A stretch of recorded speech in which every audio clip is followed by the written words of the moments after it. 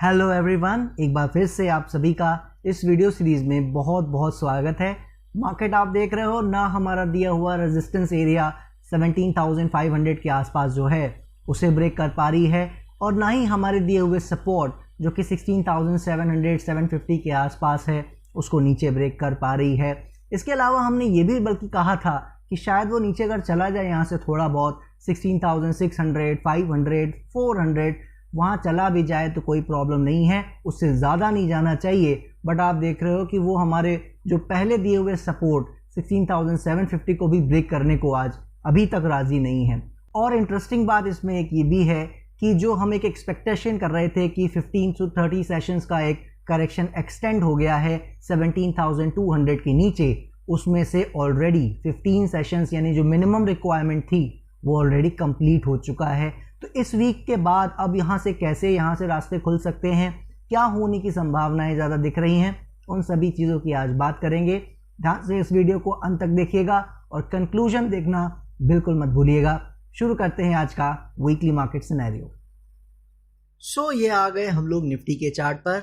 याद ही होगा दोस्तों, हम लोग क्या बात करते आ रहे हैं, आपसे दूर रहना है, इससे इन एरियाज से बात करते आ रहे हैं कि क्यों दूर रहना है। और जो करेक्टिव फेज चल रहा था ये एक्सटेंड हो गया था, जो ब्रेकआउट किया था हमारा लेवल 17,150-200 के आसपास, उसके बाद से तो हम साफ कहते आ रहे हैं पूरी तरह से दूर रहना है और शॉर्ट सेल नहीं करना है। और आप देखो उसके बाद का कैरेक्टर सारा ऊपर नीचे ऊपर नीचे ऊपर नीचे बार बार यही करता चला जा रहा है, कहीं कोई क्लैरिटी नजर नहीं आ रही है। सो क्लियरली ये हमारे उसी पाथ पे चल रहा है कि जो करेक्शन एक्सटेंड हुई है वहाँ पे ये चाहे तो प्राइस या टाइम बिता सकता है।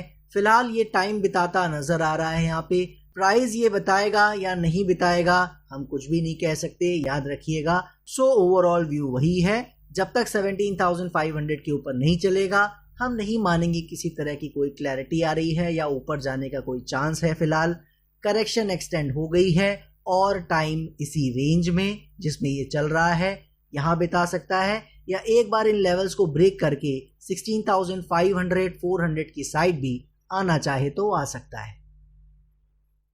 और आपको याद होगा कि हमने यही चीज़ बैंक निफ्टी के बारे में बात की थी। जब तक ये 40,000 एरिया ब्रेक नहीं कर रहा है कोई जल्दबाजी नहीं करनी है। कितना ही अच्छा परफॉर्मेंस दिखा रहा था, हमने यही बात की थी, अभी कोई जल्दबाजी नहीं करनी है। एक बार हमारा लेवल यहाँ पे भी गैप के आसपास से टूट गया था तो हमने बात की थी दूर रहना है इससे। तो अभी क्या है, वो भी एक रेंज में काम कर रहा है, देखना है यहाँ पे कैसे परफॉर्म करता है। लेकिन याद रखिएगा जब तक 40,000 का एरिया ब्रेक नहीं कर रहा है ये भी एक बार को नए लो लगाना चाहे 36,800, 37,000 या मैक्सिमम 36,000 की ओर भी आना चाहे तो ये बिल्कुल आ सकता है। सो इसमें भी कोई चेंज नहीं है, जब तक 40,000 का एरिया डिसाइसिवली ब्रेकआउट नहीं देता है, अपसाइड नहीं जाता है इसके अच्छे से, तब तक हमें फिलहाल इससे भी दूर रहने की जरूरत है। और ये आ गए फार्मा सेक्टर के चार्ट पर। और फार्मा सेक्टर में क्यों तेजी आ रही है, क्यों हम बात करते आ रहे हैं कि इसमें जब तक सपोर्ट ब्रेक ना करे तब तक इसमें कोई परेशानी नहीं है, इसमें बिल्कुल बने रहना चाहिए। और अब आप देख रहे हो किस तरीके से वो काम कर रहा है, जो करेक्शंस हैं उसके ऊपर हाई बना के एक छोटी करेक्शन देता फिलहाल नजर आ रहा है।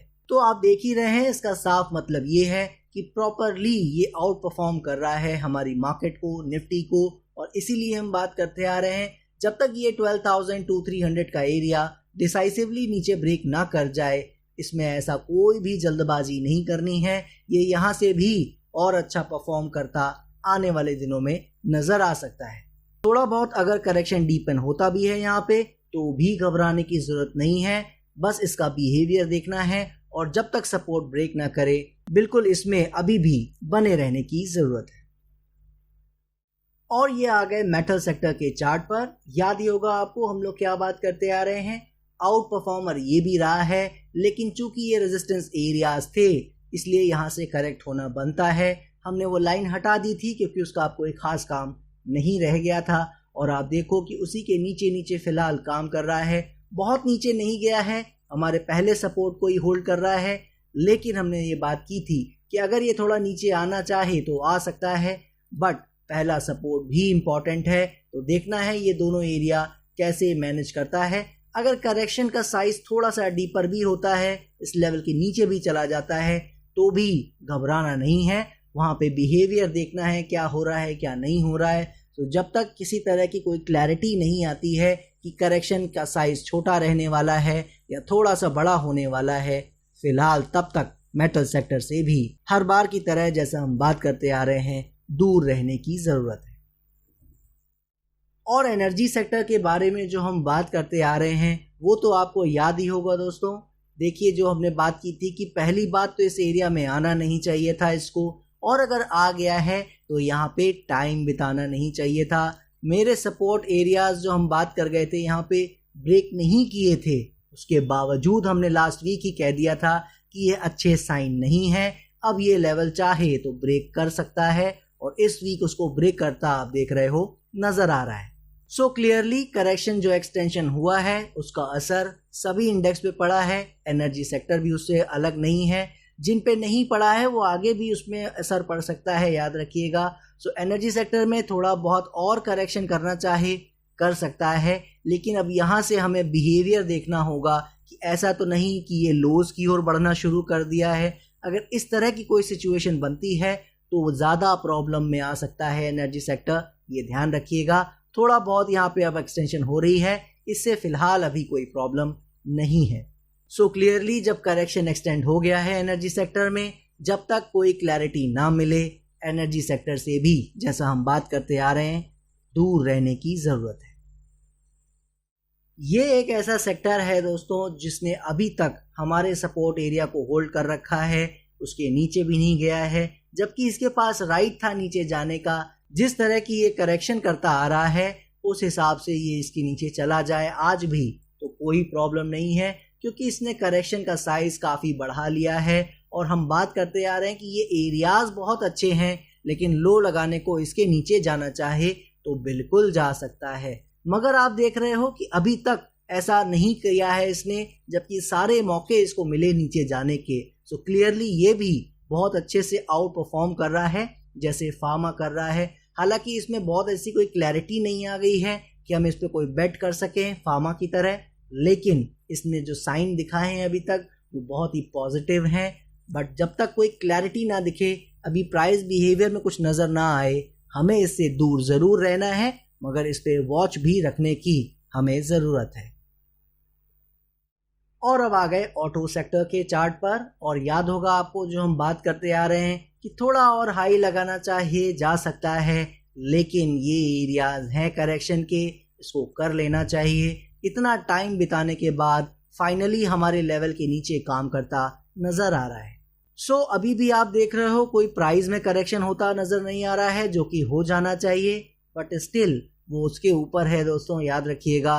वो प्राइस में करेक्शन करना चाहता है या यही टाइम बिताना चाहता है, वो टोटली उसके ऊपर है। मगर अगर ये थोड़ा सा प्राइस में करेक्शन कर लेगा तो इसकी हेल्थ के लिए, इसके स्वास्थ्य के लिए ज़्यादा बेटर रहेगा, और ये फिर आगे और फ्रेश तरीके से अच्छा परफॉर्म करता नज़र आ सकता है। लेकिन जब तक ऐसी कोई क्लैरिटी नहीं आ रही है, जब तक कुछ हमें नज़र नहीं आ रहा है, हाई ब्रेक करता नहीं आ रहा है कम से कम नज़र, तब तक इससे पूरी तरह से दूर रहने की ज़रूरत है। सबसे लेट में करेक्शन चूँकि इसने स्टार्ट की है, तो बिल्कुल अभी हमें ध्यान देना है कि ये क्या चाह रहा है, वो प्राइस बिहेवियर ही हमें बताने वाला है। सो फिलहाल ज़्यादा जल्दबाजी नहीं करनी है। ऑटो सेक्टर ने ऑलरेडी हमें बहुत अच्छे रिटर्न दिए हैं, बहुत अच्छे से आउट परफॉर्म किया है मार्केट को। फिलहाल इससे दूर हम ज़रूर हैं, मगर आगे भी याद रखिएगा, इससे हमें पूरी उम्मीदें हैं कि ये बहुत अच्छा परफॉर्म आगे भी करता नज़र आ सकता है। और जैसा हमने ऑटो में बात की थी, याद होगा आपको FMCG के बारे में भी बात करते आ रहे हैं। इसने तो ऑटो के बाद भी हाई लगाए हैं नए, जब ऑटो ने हाई लगाना बंद कर दिया था। फिर भी हमने आपसे कहा था कि और थोड़ा हाई लगाना चाहे बिल्कुल जा सकता है, लेकिन ये जोन इतना आसान नहीं होगा इसके लिए पार करना। ये एरियाज बहुत इंपॉर्टेंट हैं इसके लिए। और अब आप देख रहे हो कि क्लियरली हमारे लेवल को भी ब्रेक करने की कोशिश कर रहा है और नीचे ही काम करता फिलहाल नज़र आ रहा है। सो ऑटो सेक्टर की तरह अब FMCG भी लाइन पे आ रहा है, जो करेक्शन इसे कर लेनी चाहिए उसकी वो कोशिशें करता नज़र आ रहा है। फिर भी ध्यान रखिएगा अभी भी लेवल ब्रेक नहीं हुए हैं, उम्मीद ये है कि ज़रूर ये ब्रेक कर जाना चाहिए और थोड़ा प्राइस में या टाइम में इसको यहाँ करेक्ट कर लेना चाहिए। क्या करेगा क्या नहीं हम देखेंगे, बट फिलहाल FMCG से तो हम यहीं से बात करते आ रहे हैं, थोड़ा सा अब दूर रहने की ज़रूरत है। और जो नीचे से हमारे साथ राइड करते आ रहे हैं उनके लिए हमेशा से हम बात करते आ रहे हैं, कहीं कोई प्रॉब्लम नहीं है, थोड़ा करेक्शन एक्सटेंड भी हो जाए तो भी घबराने की कोई भी ज़रूरत उन्हें कम से कम नहीं है। और PSU बैंक के चार्ट में जो हम लोग बात करते आ रहे थे, याद होगा आपको कि जो ये चाल मिली है और अपने हाइस के आसपास जो ये पहुंच गया था, वो अपने आप में बता रहा था कि कहीं ना कहीं करेक्शन इसमें भी पेंडिंग हो रखी है। और इसीलिए हमने बात भी की थी एक्चुअली कि ओवरऑल मार्केट में सारे इंडेक्सेस रेजिस्टेंस के आसपास पहुंच रहे हैं, करेक्शन होना सब में बनता है। और आप देख रहे हो कि सब में करेक्शन हो रही है इंक्लूडिंग निफ्टी, और ये भी उससे कोई दूर और अलग नहीं है। फिर भी याद रखिएगा दोस्तों, अगर ये लेवल कट जाता है तो भी ऐसा कोई पैनिक सिचुएशन वाली बात नहीं है। एक अच्छा करेक्शन इसने कर लिया है, थोड़ा और कर लेगा तो भी कोई प्रॉब्लम नहीं है, मगर ज़्यादा डीप करेक्शन वापस इस एरिया में इसे नहीं आना चाहिए, ऐसी हमारी उम्मीदें हैं, क्योंकि इससे और भी परफॉर्मेंस की हमें पूरी उम्मीद है जैसे हम ऑटो और अदर सेक्टर से कर रहे हैं। सो लेवल में ऐसा किसी तरह का कोई चेंज नहीं है, करेक्टिव फेज चल रहा है, ज़्यादा लेवल्स की इम्पोर्टेंस नहीं है, एरियाज मैटर कर रहे हैं, ये याद रखिएगा। तो थोड़ा बहुत लेवल के नीचे भी चला जाए कोई प्रॉब्लम नहीं है, कैसे डील करता है उसके बाद कैसे वहाँ बिहेव करता है वही हमें फिलहाल वॉच रखने की ज़रूरत है। और फाइनली आ गए रियल्टी सेक्टर के चार्ट पर। याद ही होगा आपको, रेजिस्टेंस लिया, सपोर्ट लिया और अभी फिलहाल अच्छे से होल्ड करता नज़र आ रहा है। बट स्टिल जैसा हमने अभी आपको बताया PSU बैंक में, वो सबके लिए एक ही बात लागू होती है कि जो लेवल हमारे सपोर्ट अच्छे से होल्ड कर भी रहे हैं, चाहे वो निफ्टी हो चाहे वो अदर इंडेक्सेस हो, उनमें ये चीज़ ध्यान रखनी है कि थोड़े से लेवल कट भी जाए नीचे तो ज़्यादा फिलहाल पैनिक नहीं करना है। वो नीचे जाके कैसे परफॉर्म कर रहे हैं, वहाँ से वापस लौट रहे हैं या नहीं लौट रहे हैं, ये सारी चीज़ें हमें बस क्लोजली वॉच करनी है। अब लेवल तक आ गया है तो थोड़ा बहुत लेवल के ऊपर नीचे जाना चाहे बिल्कुल जा सकता है। सो इसमें भी करेक्शन चल रहा है और अच्छी करेक्शन ऑलरेडी इसने कर लिया है। अब कहाँ पे ये लो लगाएगा, ऑलरेडी यह लग चुका है, ये जल्दी ही सारे जवाब देता नजर आएगा। मगर इससे भी हमें काफ़ी उम्मीदें हैं, याद रखिएगा, जैसे हम फार्मा से कर रहे हैं आने वाले हफ्तों के लिए। तो इस तरह के जो सेक्टर्स हैं इनमें भी बहुत अच्छा परफॉर्मेंस देखने को मिल सकता है। लेकिन सबसे ज़्यादा ज़रूरी क्या है, मार्केट का टर्न अराउंड होना। तो जब तक वहाँ कुछ क्लैरिटी नज़र नहीं आती है, ज़्यादातर इंडेक्सेस से बिल्कुल दूर रहने की ज़रूरत है और रियल्टी भी उससे कोई भी अलग फ़िलहाल नहीं है। सो ये देख लिए आपने सभी चार्ट्स। चलिए अब कंक्लूजन में समझने की कोशिश करते हैं कि ओवरऑल मार्केट सेक्टर्स हमें क्या बताने की कोशिश यहाँ से कर रही है। सबसे पहले आज शुरू करते हैं ग्लोबल पर्सपेक्टिव से। जितनी भी ग्लोबल जो चीज़ें हैं जो हमें प्रॉब्लम कर रही हैं उनकी बात आज पहले कर लेते हैं।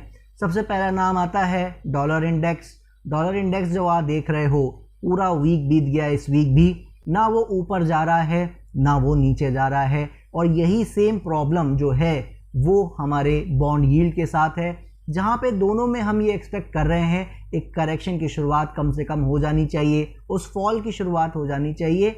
मगर जो सबसे ज़्यादा इम्पॉर्टेंट पॉइंट है, ऊपर अब नहीं जाना चाहिए, एकदम अपने एक्सट्रीम पॉइंट्स पे खड़े हैं। इससे आगे की उम्मीदें ना हम डॉलर इंडेक्स से कर रहे हैं ना हम बॉन्ड यील्ड से कर रहे हैं। तो वो दोनों ही क्या कर रहे हैं, हमारा मजाक उड़ा रहे हैं। ना वो नीचे ही जा रहे हैं ना वो ऊपर ही जा रहे हैं, वो एक्सट्रीम पॉइंट्स पे एकदम खड़े हैं। या तो वहाँ से क्या करेंगे, ब्रेकआउट दे देंगे और फिर अपसाइड चल देंगे दोनों ही, और या तो फिर दोनों फॉल देना शुरू कर देंगे। मगर अभी तक दोनों ने कुछ भी करता नज़र नहीं आया है, कुछ भी नहीं दिखाया है हमें। इसीलिए वहाँ पे क्या है, अभी भी वेट एंड वॉच कंडीशन है जो लास्ट 1-2 वीक से चल रही है, कहीं भी वो जाते नज़र नहीं आ रहे हैं। इसके अलावा जो सबसे इम्पॉर्टेंट पॉइंट है जिसको हम फॉलो करते आ रहे हैं और आपको एग्जाम्पल के तौर पर बताया था कि डाउ जोन्स जो है उसको अगर नीचे नहीं जाना है, 28,000 का एरिया ब्रेक नहीं करना चाहिए। 28,700 के आसपास तक का लो अभी तक उसने लगाया है और उसी को अभी तक होल्ड कर रहा है। वहाँ पे जो भी चार्ट्स देखते हैं वो देख सकते हैं, ऑलरेडी एक डबल बॉटम की फॉर्मेशन बनती नज़र आ रही है। अब वो कंप्लीट होगी या नहीं वो तो समय आने वाला बताएगा, लेकिन कहीं ना कहीं वो भी स्ट्रगल कर रहा है अपने सपोर्ट एरिया के आसपास, जिस तरह से स्ट्रगलिंग बाकी डॉलर इंडेक्स और बॉन्ड यील्ड में चल रही है। यानी सभी अपने एक्सट्रीम मेजर में आके वहाँ पे अपने आप को थोड़ा सा एक फाइट देते नज़र आ रहे हैं। विनर कौन होगा, कौन कैसे इस चीज़ को मैनेज करेगा, किस तरफ मार्केट चलेगी यहाँ से, वो तो देखिए समय बताएगा। लेकिन ये जो तीनों ही ग्लोबल पॉइंट्स हैं जिनको हम लोग फॉलो करते हैं और जो मेरी नज़र में इस वक्त ज़्यादा प्रॉब्लम कर रहे हैं, जिनके कारण हमें करेक्शन अपनी एक्सटेंड करनी पड़ी मार्केट में, इंडियन मार्केट में। सो वहाँ पे अगर कुछ भी अच्छा होना है तो इन तीनों का ज़रा अच्छे से बिहेव करना, या इनमें से एटलीस्ट 2 का अच्छे से बिहेव करना ज़रूरी है। तो एटलीस्ट अभी तक वो फाइट दे रहे हैं कि वो बिल्कुल ऐसे ख़त्म नहीं होने जा रहे हैं। डाउ जोन्स 25,000 24,000 की साइड नहीं जा रहा है जो उसका टारगेट है ऑलरेडी। जब 22 ऑफ सितंबर के आसपास निफ्टी ने 17,200 का जो हमारा सपोर्ट ब्रेक किया था, तो वो किस वजह से किया था? इसी वजह से किया था दोस्तों कि उसी वक्त इसने 30,600 का एरिया सपोर्ट का ब्रेक कर दिया था, जिसके कारण ये करेक्शन ओवरऑल मार्केट में वर्ल्ड वाइड एक्सटेंड हो गई थी। तो अब उसमें जो हम बात करते आ रहे हैं कि 2 बातें हैं। वहाँ से ऑलरेडी हम ये बात करते आ रहे हैं कि ऑलरेडी इसने बता दिया है कि डाउ जोन्स 24,000 की ओर जा रहा है, और निफ्टी जो है उस हिसाब से अगर चलती है, डाउ जोन्स को थोड़ा सा भी फॉलो करती है, तो भी 15,000 के नीचे बड़े आराम से वो जा सकता है। लेकिन हमने ये आपसे कहा था कि मेरा आज भी मानना ये है, एक लास्ट होप रह गई है। लेवल के तौर पर मैंने आपको बताने की कोशिश की थी मोटा मोटी 28,000 के आसपास डाउ जोन्स में, और निफ्टी में मैंने आपसे कहा था कि 16,600, 500, 400 या इवन थोड़ा सा 300 साइड भी अगर लो लगाना चाहे वो लैटरलिटी में उस साइड जा सकता है, मगर 16,000 साइड उसको नहीं जाना चाहिए। तो अभी तक आप देख रहे हो दोनों ने अच्छे से उस चीज़ को मैनेज किया है। अभी एक्सट्रीम मेजर तक दोनों ही नहीं पहुंच सके हैं, ना 28,000 तक डाउ जोन्स आया है, ना ही 16,500 400 निफ्टी आ सका है। पॉइंट जो इस वीक एक कंसिडर करने वाला ये है कि डाउ जोन्स ने इस बार एक अच्छी फाइट दी, एक अच्छा मूवमेंट दिया डाउन साइड से, बट निफ्टी में वो कहीं नज़र आया नहीं। उस तरह की चाल जो एक्सपेक्टेशन थी हमारी कि जो आउट परफॉर्मर निफ्टी रहा है तो उसको हर एक डाउ जोन्स की चाल में बेटर परफॉर्म करना चाहिए, इस वीक उसने नहीं दिया है। तो ये एक थोड़ा सा कंसर्निंग व्यू है, बट स्टिल अगर ओवरऑल देखें सभी चीज़ों को, डाउ जोन्स, बॉन्ड यील्ड और डॉलर इंडेक्स को, तो अभी तक इस वीक बिल्कुल न्यूट्रल गया है, कोई भी ऐसा बदलाव खास होता नज़र नहीं आया है।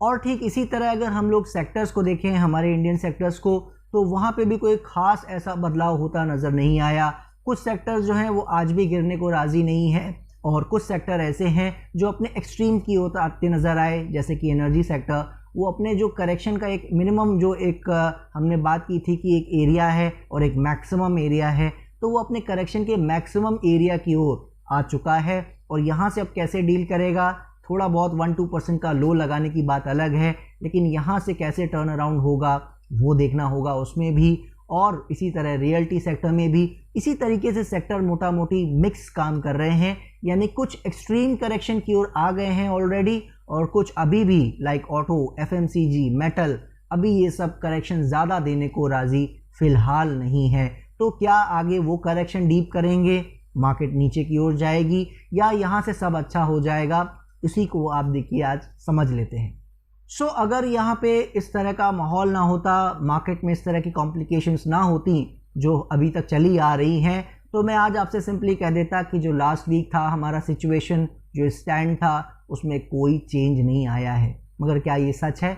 बिल्कुल नहीं दोस्तों, बिल्कुल चीज़ें बदल रही हैं, क्योंकि टाइम भी यहाँ पे एक इम्पॉर्टेंट फैक्टर है जिसको ज़्यादातर लोग, ज़्यादा एनालिस्ट ध्यान नहीं देते हैं। जो मैंने आपको बताया था कि 23 सितंबर के बाद जो ब्रेकआउट 17,200 में हुआ है, उसके बाद जो हमारी लास्ट होप के तौर पर जो एक करेक्शन का एक्सटेंशन है वो हमारा था कि 15 से 30 सेशन का हुआ है, और वो उस केस में हमने बात की थी कि अगर ये 15,000 साइड नहीं जाता है तो उस केस में ये 15 to 30 सेशंस का एक्सटेंशन हो चुका है। तो आज जो एक इंटरेस्टिंग बात है आपको बताने की, जो मैंने स्टार्ट भी किया था उसी से वीडियो, कि 15 सेशंस के आसपास ऑलरेडी हो चुका है। यानी क्या हुआ है कि एक मिनिमम जो करेक्शन की एक्सपेक्टेशन थी वो आपने देखा है, ऑलरेडी टाइम बीत चुका है। भले इंडेक्स ज़्यादा नीचे नहीं गया है, आप देख रहे हो 17,200 से 16,700 तक ही आया है। 500 पॉइंट कुछ ज़्यादा मैटर नहीं करते हैं, लेकिन यहाँ पे क्या हो रहा है, टाइम बीत रहा है।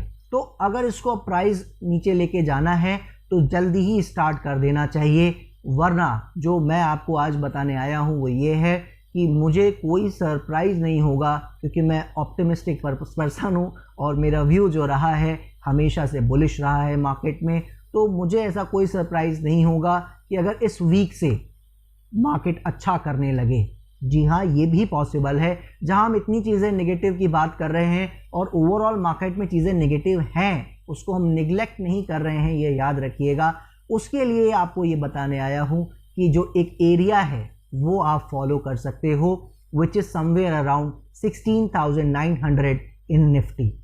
जी हाँ, या क्या कह रहा है ये लेवल, कि जब ये लेवल ब्रेक करेगा तो वो 16,600, 500, 300 जो भी रैंडम लो ये वहाँ लगाना चाहेगा, उस 16,600 के आसपास वो नीचे के एक वोलेटिलिटी में लो लगाने फिर जा सकता है। लेकिन जैसे जैसे अब यहाँ से ये टाइम बिताएगा, जितनी भी मैंने एनालिसिस है, जो भी बेस्ट ऑफ माय नॉलेज है, जो भी मैंने चीज़ें देखी हैं ओवरऑल ग्लोबली और डोमेस्टिकली, वो यही हमें बता रही हैं कि जितना अब यहाँ से टाइम बीतेगा इसके और नीचे जाने के चांसेस उतने कम होते जाएंगे। जी हाँ, इसका मतलब यही है कि अगर इस वीक से इसने ऊपर चलना ना भी शुरू किया और यहाँ पे टाइम ही बिताता रहा 16,750, 800, और जैसा मैंने आपको अब लेवल दे दिया है कि 16,900 के नीचे अगर ये नहीं गया, तो आप देखोगे कि आने वाले हफ्तों में जो आज जो एक संभावना है कि 16,400, 300 का भी लो लग सकता है, उसकी संभावनाएं धीरे धीरे ऊपर आती जाएंगी कि जो आज लेवल 16,400 है वो लेवल अगले हफ्ते से 16,500, 600 हो जाएगा, उसके अगले हफ्ते से 600, 700 हो जाएगा। इस तरीके से एक डेवलपमेंट देखने को मिल सकता है। इसका मतलब ही यही है कि अभी अगर इसको नीचे जाना है तो अब इसको जल्दी जल्दी काम निपटाना चाहिए। फटाफट 200-300 पॉइंट्स की डेली कैंडल्स बना के इस हफ्ते या मैक्सिमम नेक्स्ट वीक की स्टार्टिंग में ही इसको 16,600, 500 जो भी ये लो दिखाना चाहता है वो दिखा ले। वरना क्या देख सकते हो आप कि इस वीक के स्टार्ट से या मिड वीक से, या मैं एक लाइन में सिंपली बोलने की कोशिश करूं, जो लास्ट फ्राइडे का क्लोज है हमारा निफ्टी का, उससे बेहतर हम इस वीक बंद होने वाले हैं और यहाँ से वो कंटिन्यूएशन आपको होता नज़र आ सकता है। यानी हर वीक हम week by week better perform करते चले जाएंगे। सो जैसा आपने देखा कि लास्ट वीक से इस वीक में डेटा में, एनालिसिस में वैसे कोई ख़ास फ़र्क नहीं आया है, क्योंकि स्टॉक्स हो या इंडेक्सेस हो सब वही हैं जहां लास्ट वीक थे, मोर और लेस, राइट। लेकिन टाइम की वजह से, टाइम के इन्फ्लुएंस की वजह से कितनी चीज़ें बदल सकती हैं यहाँ से, उसकी आज हमने आपको बताने की एक कोशिश की है, जो भी मैं यहाँ पे आपसे शेयर कर सकता हूँ। अब इस हफ्ते, अगले हफ्ते ये मुझे नहीं पता है, लेकिन अब जल्दी ही आपको सब कुछ साफ होता धीरे धीरे नज़र आएगा। अब वो समय बहुत नज़दीक है, फिर भी 2-3 वीक्स का समय लग सकता है। नवंबर का फर्स्ट वीक इतना टाइम ले सकता है, बट मेरा मानना है कि चीज़ों की शुरुआत आज से या इस हफ्ते से ही होनी शुरू हो सकती है। फिर भी जैसे जैसे चलेगा आपको वीक बाय वीक बताते रहेंगे, और कोई मिड वीक में कुछ ऐसा कुछ खास चेंज होगा तो आपको पता ही है, टेलीग्राम है, हम वहाँ पे सारी चीज़ें डिस्कस फ्री ऑफ कॉस्ट करते हैं। जो भी दोस्त इस वीडियो को देख रहे हैं और अभी तक हमारे टेलीग्राम चैनल से नहीं जुड़े हैं, फ्री ऑफ कॉस्ट है, डिस्क्रिप्शन बॉक्स में लिंक दिया हुआ है, आप बिल्कुल वहाँ पे ज्वाइन कर सकते हैं। दीजिए मुझे इजाज़त, नेक्स्ट वीक फिर मिलेंगे, तब तक के लिए जय हिंद, जय भारत।